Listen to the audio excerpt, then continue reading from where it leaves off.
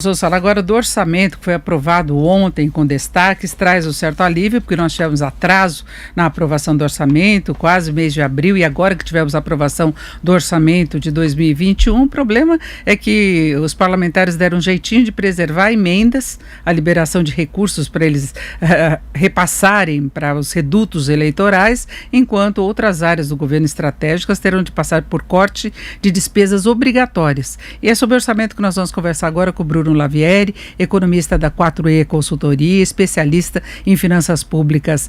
Bruno, boa tarde. Boa tarde. Bom, Bruno, foi isso, né? Eles deram um jeitinho aí, algumas manobras contábeis que na prática a gente vai ver como é que funciona. Pode até passar por algum veto por parte do governo que vai ter de dar a sanção para o projeto que foi aprovado, mas como é que você viu? Olha, o projeto em si não traz muita novidade, né? É algo esperado que algumas artimanhas, enfim, alguma contabilidade criativa tenda a aparecer num momento como esse. Então, de fato, não surpreende, né? A nota ruim realmente é o déficit esperado de 250 bi, né? 247.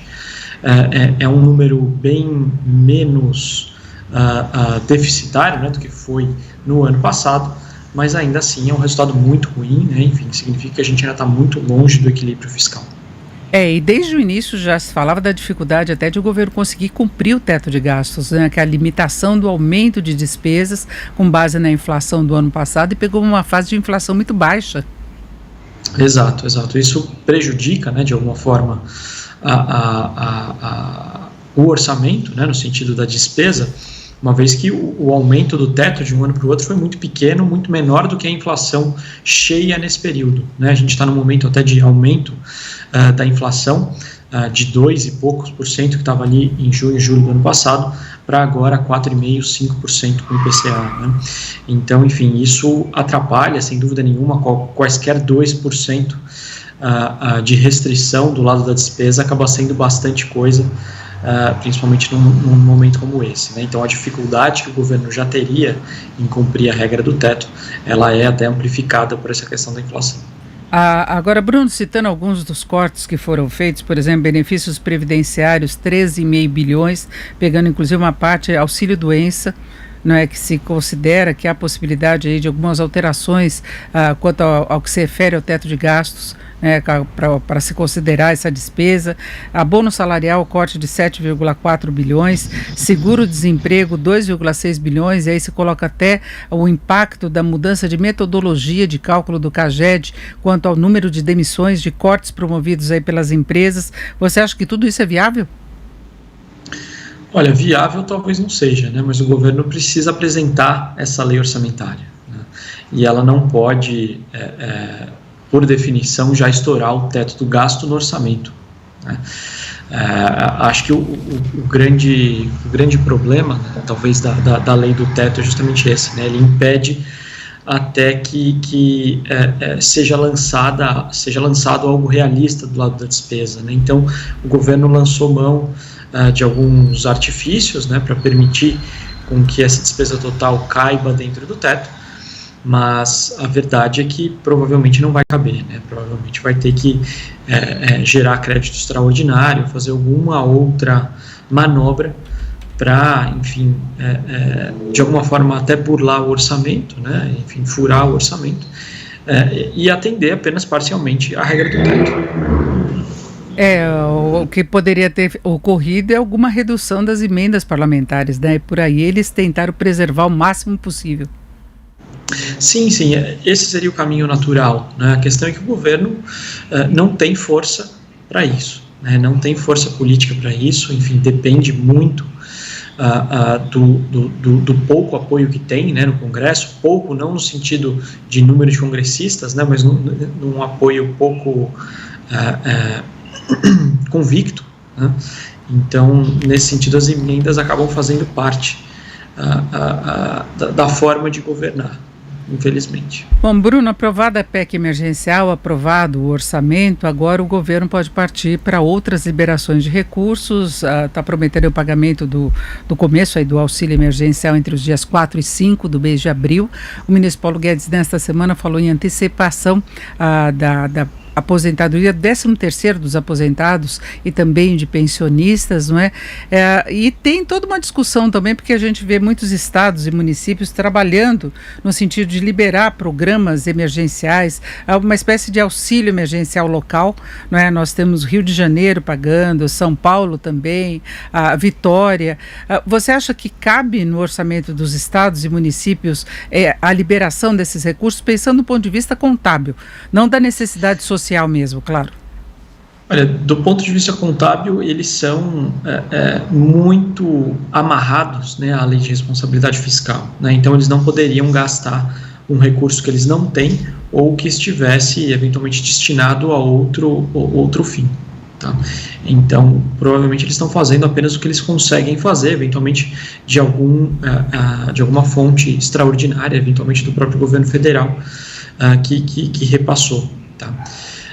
Mas essas medidas surgem justamente no vácuo de ação do governo federal neste ano. Né? Então, enfim, estados e municípios acabam fazendo como podem para não deixar, né, a atividade econômica congelar, né? Enfim, e aí amplificar efeitos de desemprego, de pobreza, enfim, é nesse contexto que esses estados e municípios acabam conseguindo, sim, pagar por esses benefícios, ainda que a maior parte deles seja bem pequena. Mas ainda que seja transitório, estados e municípios fecharam 2020 com mais dinheiro em caixa, né, de acordo com levantamentos aí que saíram do Tesouro e do Banco Central. Você citou essa questão da transferência. Nós tivemos alguns casos até recuperação de arrecadação mais no final do ano, quando houve aquela retomada de atividade econômica. São Paulo, por exemplo, o estado de São Paulo conseguiu fechar com o PIB positivo. O PIB positivo talvez seja até discutível, né, tecnicamente, porque se o Brasil teve uma retração de 4% e São Paulo representa quase 35% do PIB do Brasil, dificilmente o PIB de São Paulo teria sido positivo, né? Enfim, esses números por estados, né, ainda não foram fechados pelo IBGE. Mas, de qualquer forma, né, a gente vê justamente o que a gente vê desde o começo da pandemia, né? Cada governador, cada prefeito fazendo o que pode, o que acha certo, justamente porque não existe um direcionamento, né, vindo do governo federal, né? Esse vácuo político acaba sendo ocupado por prefeitos e governadores. Acho que é apenas natural. E eles tentam amenizar também as críticas em relação às restrições de atividade, que são acabaram sendo decisões dos governadores e também de prefeitos, né?